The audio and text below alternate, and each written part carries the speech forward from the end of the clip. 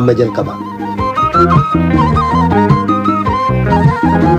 Dhaggeeffattoota keenya jaallatamoo fagoof dhiyoodhaa raadiyoo marsaa intarneetiif saatalaayitii Naayilsaatiin akkasumas feesbuukiidhaan sagantaa keenya hordofaa jirtan martinuu nagoomiin keenya bakkawwan jirtanitti sirna dhaqqabu akka mooltan kibxata adoolessa 27 bara 2021 akka lakkoofsa Itoophiyaatti immoo adoolessa 20 bara 2013 keessummeessaan keessanirraa ni namoo daandiiti.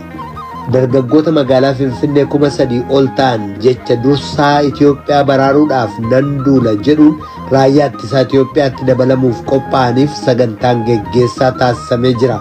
Filannoon miseensota mana maree Somaaliyaa silaa dilbata dhufu kana geggeessamuuf ture ammas yeroo biraatti dabarfame. Qophiin keenya torbanii waa'ee uummata Oromoo immoo kitaaba kuusaa walaloowwanii dhiyeenya maxxanfame tokkotti fuuleffata. Kanneeniif kabroodhaaf haga xumura sagantaa keenyaatti nu waliin turaa jenna dhaggeeffattoota keenya. Piroodyuseriin Tamsaasarraa Daan Biraawun, Tamsaasa intarneetiif miidiyaa hawaasummaa akka qindeessitu immoo Tigisti Gammeetii oduuf gara Bafqaaduuttan sin dabarsa.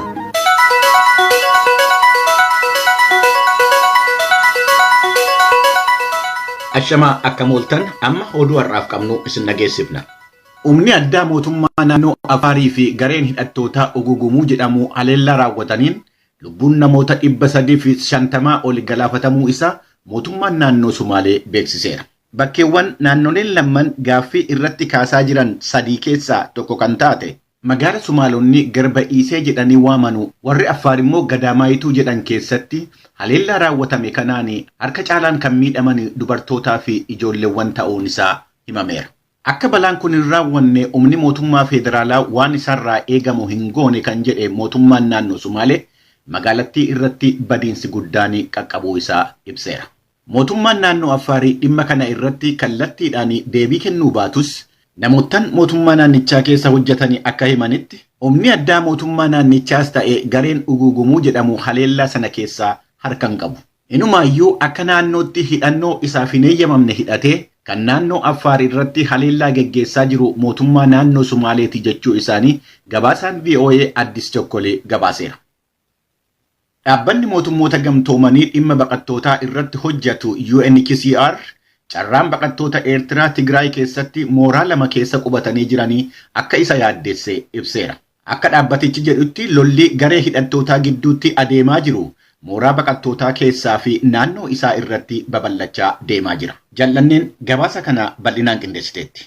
Kan 24,000tti tilmaamaman baqattoonni Eertiraa kanneen mooraa Maayi'aanii fi Addi Harushaa naannoo Maayitsabrii jedhamu kan Tigraay keessa jiran doorsisaaf dararaatu isaan mudataa akka jiru yoo ta'u sodaa yeroo hundaa keessa jiraataa gargaarsi dhala namaa sirraa citee jira. Gabaasa rifaasisaa ta'ee fi qabatamaa ta'etu guyyoota dhiyeenya kanaa keessa mooraa Maayi'aanii keessa nu dhaqqabeen yoo xiqqaate baqataan tokko hidhattoota mooraa sana keessa sosso'aa jiraniin ajjeefamee jira.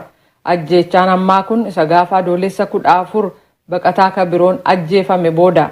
Gareeleen walitti bu'iinsa kana keessa harka qaban marti seera addunyaa jalatti dirqamarra jiru. Kunis sibiilota mooraa keessa jiraniif eegumsa akka godhan akkasumas mirga baqattootaaf sibiilotaa kabajuu diinummaan ilaaluu dhaabuu isa jedhu akka kabajaniif dhaabni baqattootaa kan tokkummaa mootummootaa yookaan UNHCR gaafatee jira. Hojjetoonni keenya torban lamaan darbaniif mooraa baqattootaa sana seenuuf carraa hin arganne ka jedhu UNHCR baqattoonni haala akkasii keessa jiran gargaarsa lubbuu isaanii du'arraa baraarsu barbaaduu jedhee jira.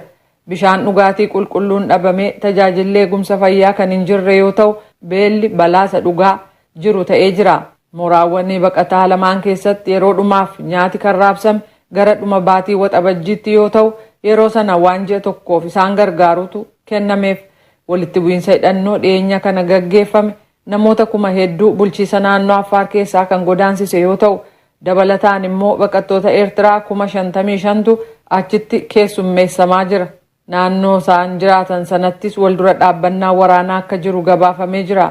Gama kaaniin daandii guddicha magaalaa Samaraa kan bulchiisa naannoo Afaarii fi magaalaa Maqalee gidduu gargaarsi ittiin deddeebisan adoolessa 18 kaasee guutummaatti ka cufame yoo ta'u gargaarsi UNHCR akkuma jaarmiyoota gargaarsaa ka biroo Samaraa keessatti danqamee jira. Kanaaf jecha UNHCR paartileen walitti bu'iinsa kana keessaa harka qaban hundumtu karaatti gargaarsi battalumatti dhaqqabu akka banan akkasumas nageenya hojjetoota gargaarsaa kanneen lubbuu namootaa du'arraa oolchuuf carraaqanis akka eegamu gaafatee jira. Erga pirezidaantiin Tuuniiziyaa Kaa'is Saayid muummicha ministeeraa biyyattii Heekim Michichi ari'anii paarlamaa biyyattii guyyaa 30 cufanii. Poolisoonni akka hoogganaan paarlamaa biyyattii waajjira isaanii hin seenne dhorkanii booda biyya Tuuniiziyaa keessatti muddamni siyaasaa cimee itti fufee jira. Wixata kaleessaa poolisoonni biyyattii mormii miseensonni paarlamaa warri paartii Inhaadehaa jedhamu bakka bu'an taasisanii fi deeggartoota pirezidaantichaa gidduutti akka walitti bu'iinsi hin uumamne gochaa oolan. Gareen tarkaanfii pirezidaantichaa deeggaranii murtoon isaanii akka seera biyyattiitti fudhatamee kabajamuu qaba yommuu jedhan, mormitoonni immoo tarkaanfiin pirezidaantii Kaa'is kan heera biyyattii cabse waan ta'eef itti fufuu akka hin qabne ibsanii warreen gochicha raawwatanii fi dugda duubee taa'anii gargaaran itti gaafatamuu qabu jechaa jiru. Paartileen mormitootaa lama immoo tarkaanfichi fonqolcha aangoo akka ta'e kan ibsan yommuu ta'u, pirezidaantii Kaa'is gama isaaniitiin miti jedhaniiru. Tarkaanfiin pirezidaantiin biyyattii fudhatanu erga haalli siyaasaa biyyattii torbanii fi raafamaa ture booda yommuu ta'u, akkaataan mootummaan biyyattii dhimma COVID-19 qabaa ture jeequmsichaa fi sababa tokko akka ta'e gabaasameera. Gamtaan Awurooppaatii fi mootummaa Yuunaayitid Isteetsi Tuuniiziyaa keessatti dimokiraasiinii fi tasgabbiin akka tiksamuu qabu gaafataniiru. Itti gaafatamaan imaammata dhimma alaa gamtaa Awurooppaa Joosef Boorel qibxata har'aa ibsa kennan keessatti akka jedhanitti akka sabaatiin sirakaa bakka isaatti deebi'u. Keessumaa akka paarlamaan biyyattii dee'ee dhaabbatu. Gareen hunduu akka mirga bu'uuraa namoomaa kabajanii fi hokkora balaaleffatanii waamicha goonaa jedhaniiru. Ministeerri dhimma alaa Yuunaayitid Isteetsi Antoonii Bilinken gama isaaniitiin waa'ee deeggarsa dimokiraasii Tuuniiziyaa irratti pirezidaantii biyyattii wajjin haasa'uu isaanii himanii pirezidaantichi akka yaada dimokiraasii fi mirga namoomaa eegan gareewwan siyaasa biyyattii keessatti qooda qabanii wajjiniin akka marii taasisanii hubachiisuu isaanii beeksisaniiru. Kun raadiyoo sagalee Ameerikaati. Hoogganaan Kooriyaa Kaabaa Kim Jong-un fi giti isaanii hoogganaan Kooriyaa Kibbaa Moon Jae-in biyyoottan lamman gidduutti sarara walquunnamtii deebisanii diriirsuudhaaf walii galaniiru. Akka hangawoonni Kooriyaa Kibbaa jedhanitti sarara walquunnamtii loltootaa kan waajjira biyyoottan lammanii walitti fidu isa waggaa darbe gargar citee ture deebisanii tolchaniiru. Hooggantoonni biyyoottan lammanii ji'a ebila darbee jalqabee xalayaa walitti erguudhaan akka quunnamtiin isaanii deebi'ee itti fufuu irratti mari'achaa akka turanii hangawoonni biyyootan lammanii dubbatanii marii jaraa keessatti sarara quunnamtii biyyootan lamman gidduu ture deebisanii wal qabsiisuu irratti waliigaluu isaanii himaniiru. Akka Kooriyaan Kibbaa jettutti sarara wal quunnamtii deebisanii hojiirra oolchuun fuulduratti walitti dhufeenya biyyootan lammanii gidduu jiru jabeessuudhaaf tarkaanfii isa jalqabaati. Loltoonni Yuunaayitid Isteetsi Iraaq keessa jiran dhuma waggaa kanaarraa jalqabee dirqama isaanii akka raawwatanu pirezidaantii Joo Baayiden beeksisaniiru. Baayiden kan kana beeksisanii erga muummee ministeeraa mootummaa Iraaqii Mustafaa Alkaadhimii wajjiniin wal arganii mari'atanii booda. Akka Joo Baayiden jedhanitti Yuunaayitid Isteetsi humnoota Iraaqii fi Sooriyaa leenjisuu fi gargaarsa kennuun kan itti fufu yommuu ta'u, loltoota waraana irratti hirmaatan garuu dhuma bara kanaa caalaa achi turuu isaanii wanti dirqisiisu hin jiru. Yuunaayitid Isteetsi dhiyeenya kana waraana ishee warra Afgaanistaan keessa jiran baasuun ishee waan yaadatamudha. Taphni Oloompiikii baranaa biyya Jaappaan magaalaa Tookiyoo keessatti geggeessamaa jiru jimaata irraa kaasee guyyaa 5ffaadhaaf itti fufee jira.